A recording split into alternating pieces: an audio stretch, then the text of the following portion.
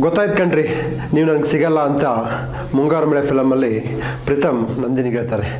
ನನಗೂ ಈ ಕಾಂಪಿಟೇಟಿವ್ ಎಕ್ಸಾಮ್ಸಲ್ಲಿ ಸುಮಾರು ಒಂದು ದಶಕಗಳ ಕಾಲ ಅನುಭವದಲ್ಲಿ ಕೆಲವೊಂದು ಅನುಭವಗಳನ್ನು ನಿಮ್ಗೆ ಹೇಳ್ಬೇಕಂದ್ರೆ ಗೊತ್ತಾಯ್ತು ಕಣ್ರಿ, ಇವು ಫೇಲ್ ಆಗುವವರ ಲಕ್ಷಣ.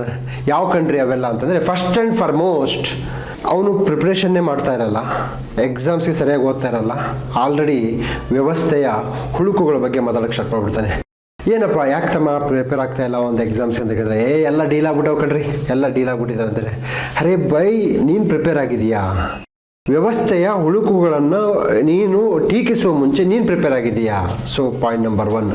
ಹೀಗೆ ಕುಣಿಲಾರದವನು ನೆಲಡೊಂಕು ಎನ್ನುವ ರೀತಿಯಲ್ಲಿ ಏನು ಮಾಡ್ತಾನೆ, ಒಂದು ವ್ಯವಸ್ಥೆಯನ್ನು ಟೀಕೆ ಮಾಡ್ತಾ ತಾನು ಸಬೂಬನ್ನು ಹೇಳ್ಕೊಳ್ತಾ ಗೌರ್ಮೆಂಟ್ ಎಕ್ಸಾಮ್ಸ್ ಕ್ಲಿಯರ್ ಮಾಡೋಕ್ಕೆ ಆಗಲ್ಲ. ಸೆಕೆಂಡ್ ಪಾಯಿಂಟ್, ಬಹಳಷ್ಟು ವಿದ್ಯಾರ್ಥಿಗಳು ಸರ್ ನನಗೆ ಯಾವ ಬುಕ್ಸ್ ಓದಬೇಕು ಸರ್, ಯಾವ ಬುಕ್ಸ್ ಓದಬೇಕು ಅಂತ ಅನ್ನೋ ಅಂಶವನ್ನು ಇಡೀ ಪ್ರಪಂಚದಲ್ಲಿ ಎಲ್ಲರೂ ಹೇಳ್ಬಿಟ್ಟಿದ್ದಾರೆ ಆಲ್ರೆಡಿ. ನೀವು ಗೂಗಲ್ಗೆ ಹೋಗಿ ಸರ್ಚ್ ಮಾಡಿ, IAS ಯಾವ ಬುಕ್ ಓದಬೇಕು, PSIಗೆ ಯಾವ್ದು ಓದಬೇಕು, KS ಯಾವ್ದು ಓದಬೇಕು ಎಲ್ಲ ಇದೆ. ಆದರೆ ಬುಕ್ಕಲ್ಲಿ ಏನು ಓದಬೇಕು ಅಂತ ಗೊತ್ತಿರಲ್ಲ. ಬುಕ್ಕಲ್ಲಿ ಏನು ಓದಬೇಕು ಅಂತ ಎಲ್ಲಿವರೆಗೂ ಗೊತ್ತಾಗಲ್ವೋ ಅಲ್ಲಿಯವರೆಗೂ ನಿಮಗೆ ಗೌರ್ಮೆಂಟ್ ಜಾಬ್ ಸಿಗಲ್ಲ ಕಣ್ರಿ. 3ನೇ ಪಾಯಿಂಟು, ನೀವೇನು ಮಾಡ್ತಾ ಇದ್ದೀರಾ ಅಂತಂದರೆ, ನೀವು ಅರ್ಜುನನಷ್ಟು ಸಾಮರ್ಥ್ಯ ಇದೆ, ಅಷ್ಟೊಂದು ಎದೆಗಾರಿಕೆ, ಛಲಗಾರಿಕೆ, ಬಿಲ್ಲುಗಾರಿಕೆ ಇದೆ. ಆದರೆ ಅರ್ಜುನಿಗೆ ಒಬ್ಬ ದ್ರೋಣಾಚಾರ್ಯರಿದ್ದರು. ನಿಮ್ಮ ದ್ರೋಣಾಚಾರ್ಯರು ಯಾರು ಅನ್ನೋದನ್ನು ಗುರುತಿಸ್ಕೊಳ್ಬೇಕು. ಮುಂದೆ ಗುರಿ, ಹಿಂದೆ ಗುರು ಇದ್ದಾಗ ಮಾತ್ರ ನೀವು ಪ್ರಿಪ್ರೇಷನ್ ಹಾಕಿ ಸಾಧ್ಯ. ಬಹಳಷ್ಟು ಬಾರಿ ನಮ್ಮ ಯುವ ಜನತೆ ಯೂಟ್ಯೂಬ್ನಿಂದ ಪ್ರೇರೇಪಣೆ ಆಗಿ ಅಲ್ಲೇನು ಹೇಳ್ತಾರೆ ಅಂತಂದರೆ, ತಮ್ನೇಲ್ಗಳನ್ನ ಎಕ್ಸ್ಪರ್ಟ್ 3 ತಿಂಗಳಲ್ಲೇ PSI, ಮೊದಲ ಅಟೆಂಪ್ಟಲ್ಲಿ IAS pass. Yes, I do agree, ಮೊದಲ ಪ್ರಯತ್ನದಲ್ಲೇ IAS ಪಾಸ್ ಆಗಿದ್ದಾರೆ. ಆದರೆ ಮೊದಲ ಪ್ರಯತ್ನ ಮಾಡುವ ಮುಂಚೆ ಸಾಕಷ್ಟು ಬಾರಿ ಅವರು ಪ್ರಿಪ್ರೇಷನ್ ಮಾಡಿಕೊಂಡು ಅವರ ಒಂದು ಕುಟುಂಬದಲ್ಲಿ, ಕೌಟುಂಬಿಕ ವಾತಾವರಣದಲ್ಲಿ ಬಹಳಷ್ಟು ಜನ IAS KS ಅವರು IAS KS ಆಫೀಸರ್ ಆಗಿರ್ತಾರೆ. ಅವರು 2ನೇ ಅಥವಾ 3ನೇ ತಲೆಮಾರಿನ ಆಫೀಸರ್ ಆಗಿರ್ತಾರೆ. ನೀವು ಮೊದಲ ತಲೆಮಾರಿನ IAS ಆಸ್ಪಿರೆಂಟ್ ಆಗಿದಾಗ ಮಾತ್ರ ನಿಮಗೆ ಮೊದಲ ಅಟೆಂಪ್ಟಲ್ಲಿ ಕ್ಲಿಯರ್ ಮಾಡೋಕ್ಕೆ ಸಾಧ್ಯವೇ ಇಲ್ಲ. ಆದ್ದರಿಂದ ಯೂಟ್ಯೂಬಲ್ಲಿ ಬರ್ತಕ್ಕಂಥದ್ದು, ಮ್ಯಾಗ್ಝಿನಲ್ಲಿ ಬರ್ತಕ್ಕಂಥದ್ದನ್ನು ನೇರವಾಗಿ ನಂಬಬೇಡಿ, ಪ್ರತ್ಯಕ್ಷವಾಗಿ ಕಂಡು ಪ್ರಮಾಣಿಸಿ ನೋಡಬೇಕಂತೆ. ಈ ನಿಟ್ಟಿನಲ್ಲಿ ನೀವು ತುಂಬ ಒಂದು ಉದ್ವೇಗದಲ್ಲಿ ಬಂದು ನಾನು ಮಾಡಬೇಕು, ಮೊದಲ ಪ್ರಯತ್ನದಲ್ಲಿ ವಿಫಲ ಆದಾಗ ಈ ಒಂದು ಯುದ್ಧ ರಂಗದಲ್ಲಿ, ರಣರಂಗದಲ್ಲಿ ಬೆನ್ನನ್ನು ತೋರಿಸಿ ಹೋಗ್ತಕ್ಕಂಥ ಕೆಲಸ ಮಾಡ್ತಾರಲ್ಲ, ಅದು ಫೇಲ್ ಆಗುವರ ಇನ್ನೊಂದು ಲಕ್ಷಣ. ಮಗದೊಂದು ಏನಪ್ಪ ಅಂತಂದರೆ, 2 ದೋಣಿಯ ಮೇಲೆ ಪಯಣ. ಒಂದು ಕಡೆ ಜಾಬು ಮಾಡಬೇಕು, ಒಂದು ಕಡೆ ಬಿಸ್ನೆಸ್ಸು ಮಾಡಬೇಕು, ಮತ್ತೊಂದು ಕಡೆ ಓದಬೇಕು, ಮತ್ತೊಂದು ಕಡೆ ಒಂದು ಪ್ರೇಮ ಸಂಬಂಧಗಳು. ಇವೆದ್ದಾಗ ಕೆಲಸ ಆಗಲ್ಲ ನಿಜವಾಗ್ಲೂ. ಯಾವುದನ್ನಾದರೂ ಬಿಡಬೇಕು ಅಂದರೆ, ಯಾವುದನ್ನಾದರೂ ಬಿಟ್ಟರೆ ಯಾವುದನ್ನಾದರೂ ಪಡ್ಕೊಳ್ಳೋಕ್ಕೆ ಸಾಧ್ಯ.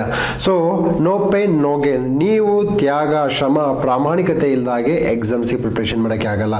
ಈ ಒಂದು ಪ್ರೇಮ ಸಂಬಂಧಗಳನ್ನು, ಒಂದು ಮತ್ತು ಗೆಳೆತನಗಳನ್ನು ಬಿಟ್ಟು ಓದಿದಾಗ ಮಾತ್ರ ಎಕ್ಸಾಮ್ಸ್ ಕ್ಲಿಯರ್ ಆಗ್ತಕ್ಕಂಥದ್ದನ್ನು ನೋಡ್ಬೋದು. ಏನಕ್ಕೆ ಅಂತಂದರೆ, ನೀವು ಪುಸ್ತಕಕ್ಕೆ ಹೆಚ್ಚು ಕಾನ್ಸಂಟ್ರೇಷನ್ ಕೊಟ್ಟರೆ ಪುಸ್ತಕ ನಿಮ್ಮ ಭವಿಷ್ಯವನ್ನು ಉಜ್ವಲವಾಗಿಸುತ್ತದೆ. ಹೀಗೆ ವಯೋಸಹಜವಾದ ಗುಣಲಕ್ಷಣಗಳಿಗೆ ಬಲಿಯಾಗದೆ ಅವುಗಳನ್ನು ನಿಯಂತ್ರಣದಲ್ಲಿಟ್ಟುಕೊಂಡು ನೀವೇನು ಮಾಡಬೇಕು, ಪ್ರಿಪ್ರೇಷನ್ನ ಮಾಡಬೇಕಾಗುತ್ತೆ. ಅದಾದ ನಂತರದಲ್ಲಿ ಬರೀಬೇಕು, ಓದಬೇಕು, ಬರೀಬೇಕು. ಬಹಳಷ್ಟು ಜನ ಸ್ಪರ್ಧಾತ್ಮಕ ಪರೀಕ್ಷೆಗೆ ಪ್ರಿಪೇರ್ ಆಗೋರು ಇಲ್ಲ, ಲೈಬ್ರರಿಗೆ ಹೋಗ್ತಿದ್ದಾರೆ, NCERT ಬುಕ್ಸ್ ಓದ್ತಾರೆ, ಸ್ಟೇಟ್ ಬುಕ್ಸ್ ಓದ್ತಾರೆ, ಆ ಥರ ಬುಕ್ಸ್ ಓದ್ತಾರೆ.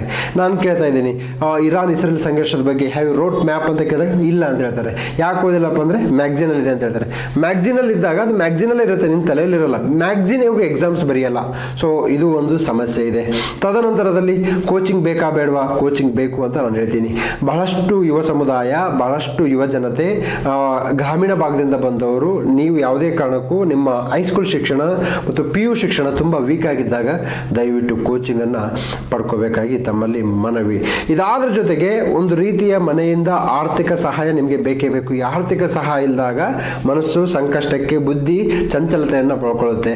ಸೊ ಆರ್ಥಿಕ ಸಹಾಯ, ತದನಂತರದಲ್ಲಿ ಅದರಿಂದ ವಿದ್ಯೆಯನ್ನು ಪಡ್ಕೊಳ್ಳೋಕ್ಕೆ ಅನುಕೂಲ ಆಗುತ್ತೆ. ಮೋಸ್ಟ್ ಇಂಪಾರ್ಟೆಂಟು, ನಾವು ಏನು ಮಾಡ್ತೀವಿ ಅಂತಂದರೆ, ನೋಟಿಫಿಕೇಶನ್ ಆದಮೇಲೆ ಓದ್ತೀನಿ ಅಂತಾರೆ. ನೋಟಿಫಿಕೇಶನ್ ಆದಮೇಲೆ ಓದೋರು ಅವರು ಯಾವ ಕಾರಣಕ್ಕೂ ಸೂರ್ಯ ಚಂದ್ರರವರೆಗೂ ಅಪಾಯಿಂಟ್ ಆಗೋಕ್ಕೆ ಸಾಧ್ಯವಿಲ್ಲ. ಸೊ ಸೊ ನೋಟಿಫಿಕೇಶನ್ ಮುಂಚೆಗೆ ನಾವು ಗಡ್ಡಕ್ಕೆ ಬೆಂಕಿ ಹಚ್ಚಿದಾಗ ಬಾವಿಯನ್ನು ತೊಡಕ್ಕೆ ಸಾಧ್ಯವಿಲ್ಲ. ಅದೇ ರೀತಿಯಾಗಿ ನೋಟಿಫಿಕೇಶನ್ ಆದಾಗ ನೀವು ಓದಕ್ಕೆ ಸ್ಟಾರ್ಟ್ ಮಾಡಿದ್ರೆ ನೀವು ಓದಕ್ಕೆ ಪಾಸ್ ಆಗಕ್ಕೆ ಸಾಧ್ಯವಿಲ್ಲ. ನೋಟಿಫಿಕೇಶನ್ ಮುಂಚೆಗೆ ಈಗ ಇಂಟ್ರಲ್ ರಿಸರ್ವೇಷನ್ ರಿಪೋರ್ಟ್ ಬಂದಮೇಲೆ ನೋಟಿಫಿಕೇಶನ್ಗಳ ಸುರಿಮಳೆ ಇದೆ. ಆ ಸುರಿಮಳೆಯಲ್ಲಿ ಬರ್ತಕ್ಕಂಥ ಮಳೆಯನ್ನು ನೀವು ಬೊಗಸೆಯಲ್ಲಿ ಇಟ್ಕೋಬೇಕಂತಂದರೆ ಆ ಟ್ರೈನಿಂಗ್ ಇರಬೇಕು. ಸೊ ಹೀಗೆ ನೀವು ಪ್ರಿಪ್ರೇಷನ್ನ ನೋಟಿಫಿಕೇಶನ್ ಮುಂಚೆಗೆ ಪ್ರಿಪೇರ್ ಮಾಡಿದಾಗ ಎಕ್ಸಾಮ್ಸ್ಗೆ ಹೆಲ್ಪ್ ಆಗ್ತಕ್ಕಂಥದ್ದನ್ನು ನೋಡ್ಬೋದು. ಸೊ ಈ ನಿಟ್ಟಿನಲ್ಲಿ ತಾವೆಲ್ಲರೂ ಒಂದು ಸ್ಪರ್ಧಾತ್ಮಕ ಪರೀಕ್ಷೆಗೆ ಫೇಲ್ ಆಗುವುದ ಲಕ್ಷಣಗಳಿಂದ ನೀವು ಬಿಟ್ಟು ಪಾಸ್ ಆಗುವ ಲಕ್ಷಣಗಳನ್ನು ಕಂಡುಹಿಡ್ಕೋಬೇಕಾಗುತ್ತೆ. ಜೀವನದಲ್ಲಿ ಎಲ್ಲ ತಪ್ಪುಗಳನ್ನು ನೀವೇ ಮಾಡೋಕ್ಕಾಗಲ್ಲ. ಆದ್ದರಿಂದ ಬೇರೆಯವರ ತಪ್ಪುಗಳಿಂದ ಕಲಿತುಕೊಂಡು ನಾವು ಜೀವನವನ್ನು ಉದ್ಧಾರ ಮಾಡ್ಕೊಳ್ಳೋಕ್ಕಾಗಿದೆ. ಸೊ ಇಲ್ಲಿಗೆ ಇಂದಿನ ವಿಡಿಯೋಗೆ ವಿದಾಯ ಹೇಳ್ತೀನಿ. ನಮಸ್ಕಾರ.